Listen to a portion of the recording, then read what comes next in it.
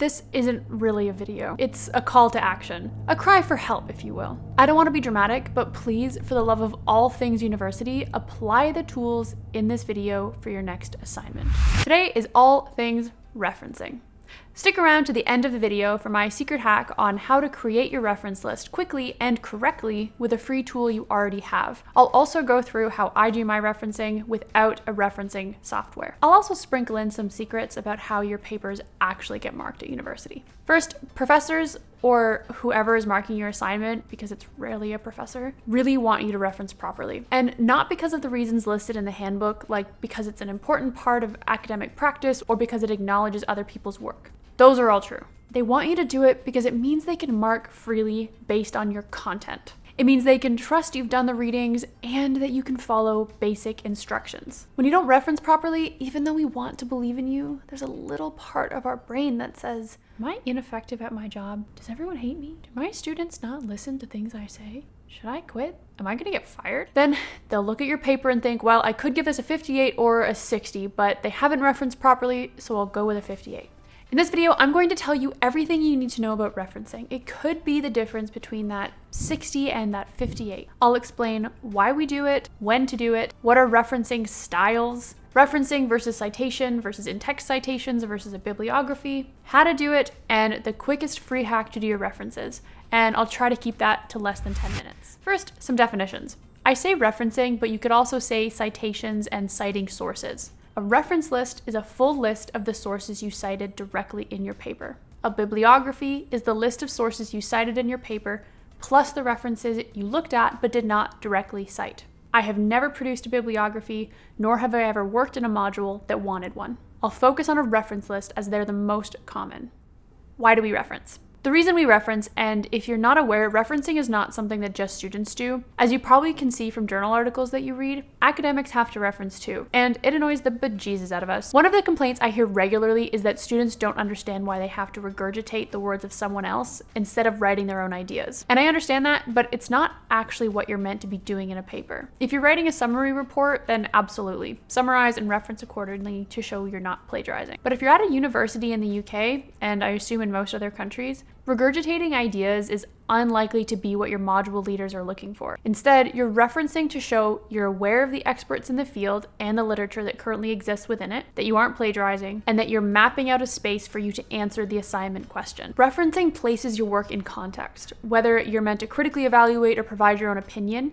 Framing it with references from the field and related fields shows you're well-versed and gives your argument credibility. What students often don't recognize is that there's very few things that haven't been studied. And very often what you think is your opinion is actually a heavily researched topic with substantial nuance. Stating something as your opinion instead of referencing it is a red flag to whoever's marking that you didn't actually engage with module content. Anyway, I digress. I am not going to go into depth about why you reference. To cite my mother circa 1995, you do it because you were told to do it. So let's focus on what you need to know to get better grades. So when do you reference? You reference anytime you use an idea from a source, such as a book or journal article, but also things like films and websites. Pay attention to when your professor references in a lecture or in module material, and try to use those references as well. If you're making a claim, but you didn't read it explicitly for the assignment you're writing, you probably have to reference something. And by reference something, I don't mean find a random website that supports your idea. I mean find a journal article or a book or something else that's from the reading list or from wherever your module leader tells you to get reading material. A little secret tip, find an article in the reading list that makes the claim you want to make. Find the reference they reference, then go look it up and read it and cite that source.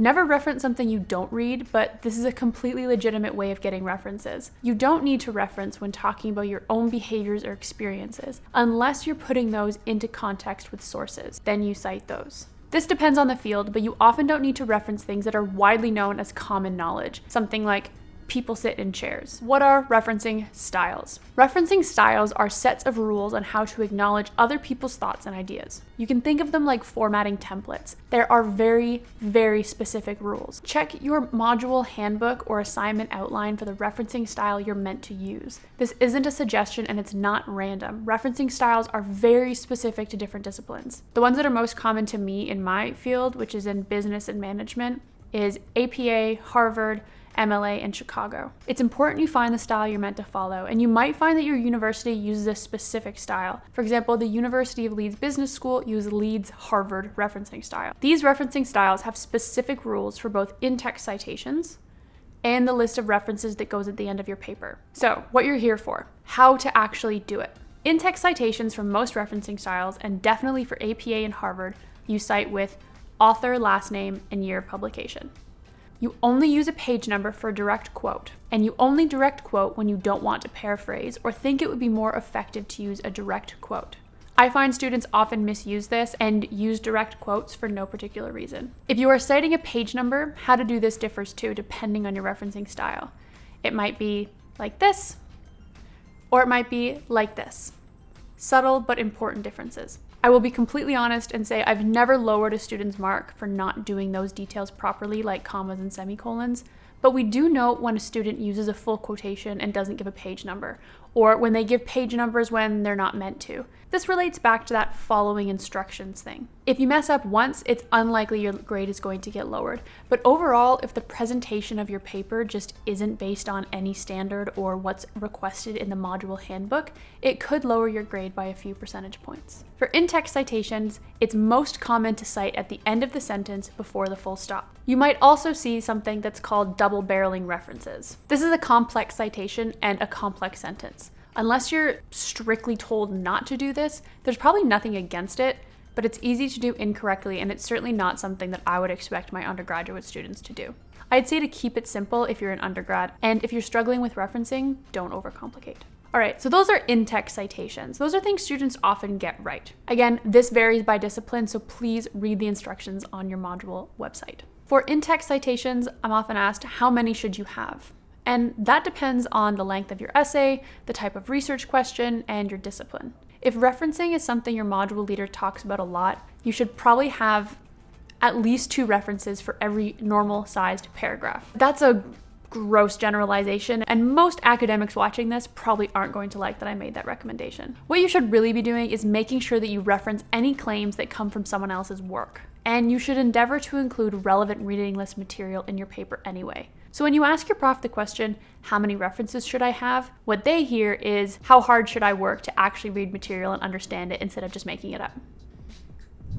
Finally, the reference list. The reference list goes at the end of the paper and contains all the in-text citations. So if you're not using a referencing software like Mendeley or EndNote, don't worry. My PhD had over 700 references, and I don't use a referencing software. I don't want to talk about it.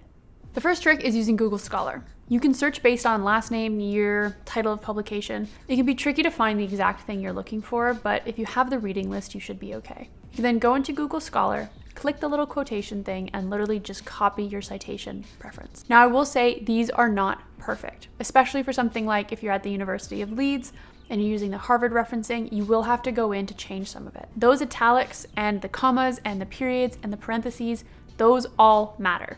Listen, don't shoot the messenger. I just follow the rules. Depending on the number you're using in your paper, you can probably manually correct any issues. I'm being a bit vulnerable here because I know people are going to make fun of me for this, but I will walk you through how I handle in-text citations for papers without a referencing software. If you have strong opinions on referencing software, I suggest you look away. I'm aware that there are easier methods, but this is what I do. So what I have here is a paper that I've already written. And what I'll often do is highlight any of the references. And as you can see, by the end of it, my paper will have a bunch of highlighted portions to it. And then do Control F, search in document, and then I go to advanced, find, and replace. I go to main document, format, highlight, find all. This finds everything that I've highlighted. I then do Control C, and all of my references are then listed there. Put them in alphabetical order, and bam, I have everything that I've referenced is in there, but just with the in-text citation. Then I'll go to Google Scholar. I know that this is what I'm looking for because I know this paper quite well. I then go to Cite, and I'm going to use Harvard. I'll also then, of course, correct any of these kinds of errors. I'll do that for every single highlighted in-text citation. And there it is, an easy, ready-made reference list. I don't think it actually takes that long. I've tried other softwares. I've tried Mendeley, I've tried EndNote. I just didn't like them. I do like this manual version. I'm not saying that it's perfect, but if you're an undergrad and you can't afford any of that software, or if you're not planning on doing a master's degree or a PhD, this is just fine. Thanks for watching, and please let me know what you're struggling with at uni in the comments below. I make videos on productivity, university success, and careers. I'm an organisational psychologist with an MSc and PhD from a business school in the UK. Thanks, and see you in the next video.